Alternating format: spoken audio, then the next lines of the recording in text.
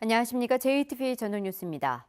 오는 7월에서 8월 사이 이른바 제3지대 신당이 가시화할 것으로 나왔습니다. 유성엽 민주평화당 원내대표는 민주당과 자한당을 제외한 제3세력이 질이 멸렬한 만큼 내년 총선을 위해 이들을 하나로 묶어내야 한다며 오는 9월 정기국회 이전에 신당이 구체화할 것으로 기대한다고 말했습니다. 유성엽 원내대표는 호남권의 내년 총선은 결국 민주당과 제3세력 사이의 1대1 구도가 될 거라고 말하고 정동영 대표가 주장하는 정의당과의 공동교섭단체 구성에 대해서는 다시 한번 반대 의사를 분명히 했습니다. 전라북도 의회가 각종 화학사고 정보를 대응 기관들이 의무적으로 공유하도록 하는 내용의 화학물질관리법 개정 촉구 건의안을 채택했습니다. 건의안을 낸 조동용 의원은 최근 충남 한화토탈과 군산 OCI 사례를 보면 사고 초기 지자체 역할이 매우 중요한데도 관련 정보가 전혀 없어 대응에 한계가 있다고 말했습니다. 조 의원은 이 때문에 해당 기관들이 자치단체와 긴밀하게 협력해야 한다면서 정부가 화학물질관리법을 고쳐 정보 공유를 의무화해야 한다고 강조했습니다. 전라북도가 시군 버스터미널에 냉방비 설치를 지원합니다. 전라북도는 11개 시군의 버스터미널 20곳에 1억 4천만 원을 들여 에어컨과 에어커튼 등을 설치해 이용객 편의를 돕기로 했습니다.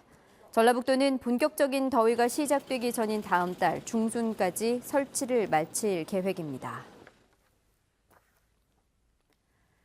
송하진 전라북도지사의 공직선거법 위반 사건의 벌금형이 확정됐습니다. 송하진 지사와 검찰 양측은 항소심에서 벌금 70만 원이 선고된 이 사건에 대해 대법원 상고를 하지 않기로 했다고 밝혔습니다. 송 지사는 지방선거를 앞둔 지난해 2월 자신의 업적을 홍보하는 동영상 링크가 담긴 문자 메시지 40만 통을 도민들에게 발송한 혐의로 기소됐습니다. 남원경찰서는 지난 3월 치러진 전국 동시조합장 선거를 앞두고 조합원들에게 돈을 주고 접대한 혐의로 남원 모 농협조합장 61살 이모 씨를 구속해 기소 의견으로 검찰에 송치하고 이에 가담한 혐의로 54살 김모 씨 등 2명을 구속했습니다.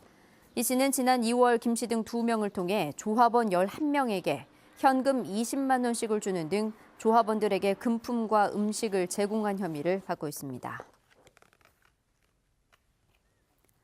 오늘 오후 1시쯤 전주시 중인동의 한 마트에서 불이 났습니다.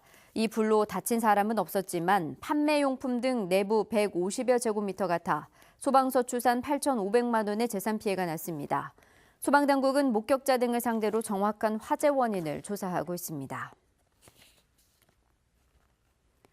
오늘 새벽 1시 15분쯤 정읍시 정우면의 한 주택에서 불이 나 이불과 베개 등이 타 소방서 추산 70여만 원의 재산 피해가 났습니다. 경찰과 소방당국은 집주인 80살 전모 씨가 자신의 신병을 비관해 술을 마시고 불을 낸 것으로 보고 정확한 화재 원인을 조사하고 있습니다. 오늘은 대체로 맑은 가운데 낮 기온은 25도를 웃돌았습니다. 내일은 낮 기온이 30도까지 오르며 때이른 더위가 찾아오겠습니다. 내일 아침 최저 기온은 전주 14도 등 9도에서 15도로 오늘과 비슷하겠습니다. 낮 최고 기온은 남원 30도 등 대부분 지역이 30도 안팎까지 오르며 오늘보다 2, 3도가량 높겠습니다. 미세먼지 농도는 나쁨 수준이 예상됩니다. 당분간 대체로 맑은 가운데 낮 기온 30도 안팎의 초여름 날씨가 이어지겠습니다. JTBC 8시 뉴스 예고입니다. 완주군 이서면 주민들이 전주시와 국방부의 밀실 행정으로 전주 항공대대 헬기 누선이 결정됐다며 헬기 운항 중단을 촉구하는 집회를 가졌습니다.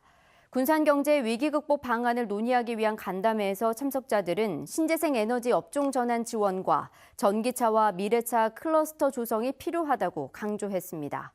전라북도가 7월부터 저소득층 청년 근로자 500명에게 월 30만 원씩 청년수당을 지급합니다. 유성엽 민주평화당 원내대표가 올해 정기국회 시작 전에 이른바 제3지대 신당을 출범시키겠다는 의지를 밝혔습니다.